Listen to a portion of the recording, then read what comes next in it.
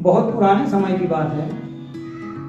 एक किसान अपने खेत में गेहूं की फसल लगाता है और फसल लगाने के बाद जब वो फसल थोड़ी सी बड़ी होती है तो वह एक चिड़िया का बसेरा हो जाता है और वह चिड़िया वहाँ पर अपना घोंसला बनाकर रहने लगती है।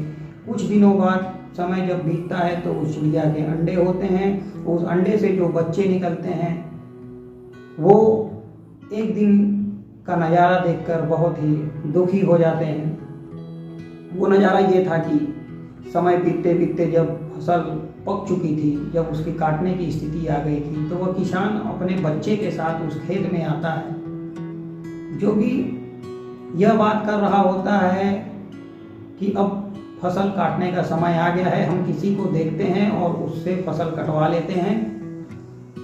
तो यह बात चिड़िया के बच्चे सुन रहे थे और उस समय चिड़िया अपने घोंसले में नहीं थी। वो अपने बच्चों के लिए खाने का प्रबंध करने गई हुई थी।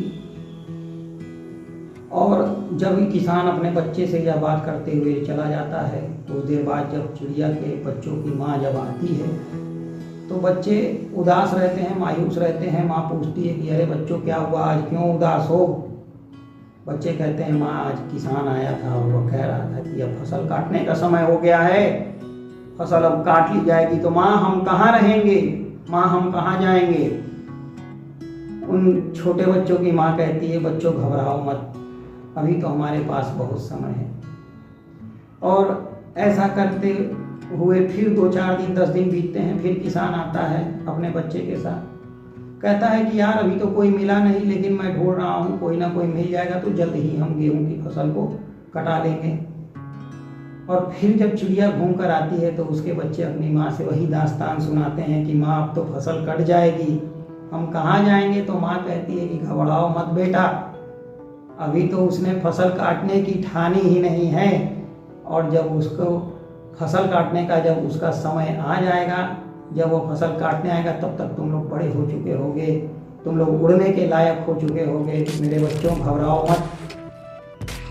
और ऐसे ही समय बीतता जाता है और जब किसान को कोई नहीं मिलता है तो अब किसान निश्चय कर लेता है कि मुझे अपना गेहूं स्वयं ही काटना होगा, क्योंकि अब मुझे कोई मिलने वाला है नहीं। कब तक मैं किसी दूसरे के सहारे अपने गेहूं को ऐसे ही छोड़ूंगा? मेरा गेहूं खराब हो जाएगा, बारिश हो जाएगी, मौसम परिवर्तित होगा तो मेरा गेहूं खराब हो जाएगा।